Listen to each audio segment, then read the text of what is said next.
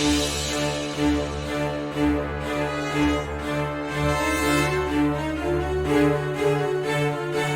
everyone, welcome back to my channel. Yeah, today is Thursday, so we'll share what the critical drinker has his thoughts. But let's start off with greetings. Hello, my name is Daniel. I'll be your host, your guy in the chair. And today we're going to be listening to the Critical Jerkers review on Creed 3.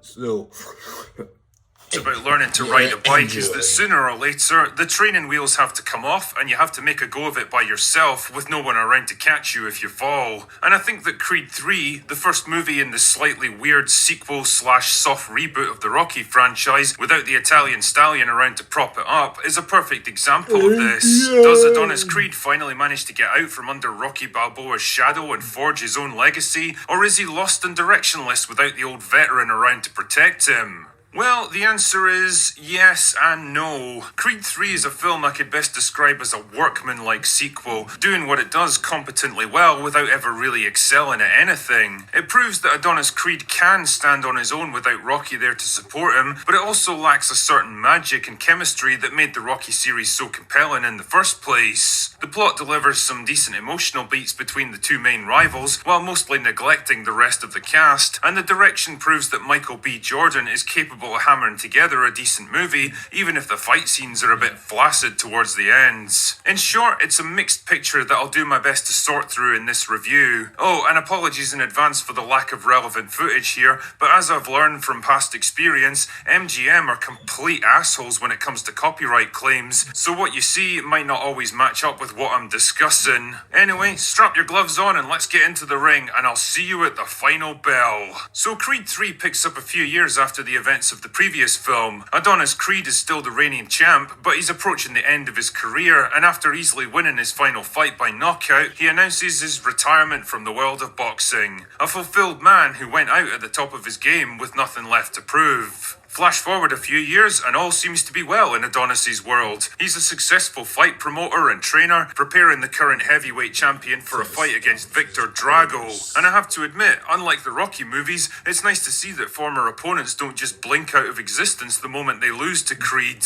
I mean, whatever happened to Clubber Lang and Ivan Drago after their bouts with Rocky? Did they just retire out of shame or what? Anyway, whatever. So Adonis's happy existence is disrupted one day by the return of his childhood friend Dame Anderson, a former amateur boxer who's been serving an 18-year prison sentence over an incident the two of them got involved in as teenagers. Whereas Adonis escaped punishment and went on to a life of fame and success, Dame took the rap for everything and was forced to watch it all happen from behind bars. Anyway, he's keen to get back into boxing and hopes one day for a shot at the title. But because he's getting older, he knows he doesn't have time to slowly work his way up through the ranks and become a contender, so instead he wants Adonis to use his connections and pave the way for him. Naturally, Adonis isn't too keen on this, but when Victor Drago gets attacked and injured by a mysterious assailant at a party, sidelining him from fighting while he heals up, Adonis hits on the idea of selling Dame as a kind of Rocky Balboa 2.0, a rank amateur given a 1,000,000-to-1 shot against the reigning champ.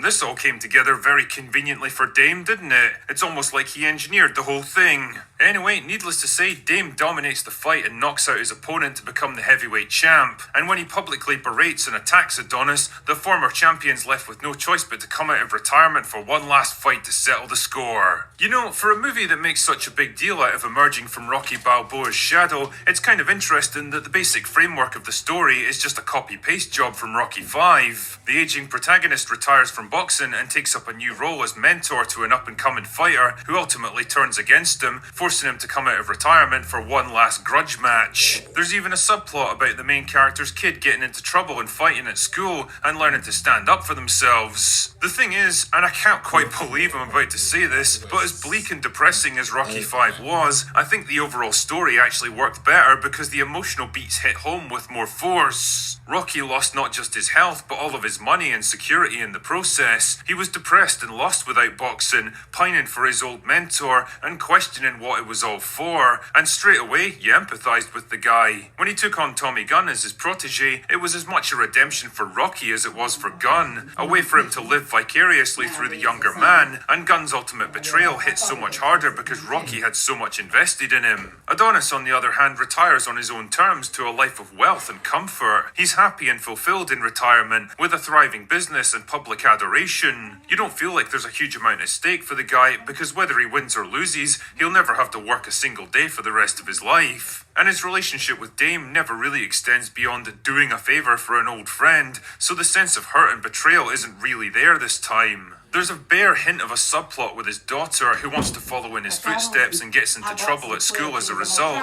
but it doesn't really tie into anything and there's no real resolution to it. Again, Rocky V put forward the idea that Tommy Gunn became a kind of surrogate son for Rocky, causing him to neglect and ignore the plight of his actual son, who was struggling to fit into a new environment that he totally wasn't prepared for. Like I say, I'm not holding up Rocky V as some misunderstood masterpiece or anything, but I'm just saying that from a writing point of view, it actually did a better job of tying together all of its narrative strands to form a cohesive story with a logical arc. Creed 3 has a lot of the same elements at its disposal, but doesn't really seem to know how to make use of them. The script doesn't really give Bianca much to do either. There's a vague suggestion that she's unhappy about being forced to retire from singing because of her hearing problems, which kind of mirrors what Creed's going through, but again, that subplot doesn't really go anywhere for her. It's not like she's bitter and angry and takes her frustrations out on Adonis. In fact, for the most part, she's pretty much superfluous to the story. Again, compare her to Adrian, who was always the emotional heart of the movie for Rocky and basically acted as his sounding board, forcing to admit things that he'd rather not face up to. On the plus side, the performances were solid throughout. Jordan's definitely grown as an actor throughout these movies, and he seems much more comfortable with the character now. This version of Creed is older and more battle-scarred than before, a veteran of the ring who's already fought his wars and has nothing left to prove. In fact, the film actually makes a lot of references to the fact that he's old and damaged now, and you kind of have to wonder where they can possibly take him if they decide to do a fourth film. The star of the show, though, is Jonathan Majors as Dame. After watching him struggle through the river of dog shit that was Ant-Man 3, it's nice to see him in a movie where his talents can actually get recognised. Dame's a bit of a tortured soul, broken down by 2 decades in prison, but there's an anger and jealousy burning away behind it all. You feel like the guy could flip out at any moment, and it gives every scene with Adonis the kind of tension you could cut with a knife. On the directing front, this was Michael B. Jordan's first stint behind the camera, and it's not a bad effort to be fair. If I was going to be super critical, I'd say the opening 30 or 40 minutes feel kind of flabby and uneventful, just lots of long conversations and character moments that could have been tightened up to improve the pacing. And for all the clever editing tricks, the final fight feels weirdly flat and anticlimactic. Every other movie in the series gave us well-structured fights with a definite ebb and flow. For example, one character taking a beating at first and then slowly clawing back ground as the rounds drag on, or another dominating the fight technically but exhausting himself trying to land that knockout blow. But here, there's no real indication that either man is winning or losing. It's just Adonis and Dame trading blows for several minutes, both looking pretty fresh and agile right up to the end, until one of them eventually falls over. And I don't know, man, it just didn't really provoke much emotion in me one way or the other. I guess I've always struggled to justify the existence of the Creed movies, since they're basically just slicker, modern retellings of the same story, only with a different, less likeable main character, but the pull of seeing Rocky one last time was usually enough to keep me hanging around at the periphery.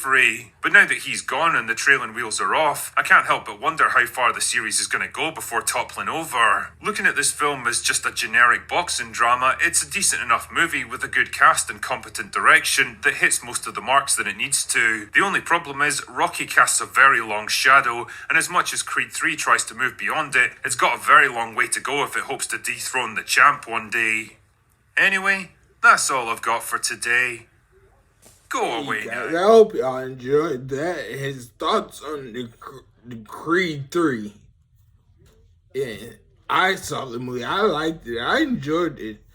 But you may not have. You might think it the same way. But hey, it's a free country. We all have our own opinions. But if you liked it, don't forget, drop one of them a thumbs up.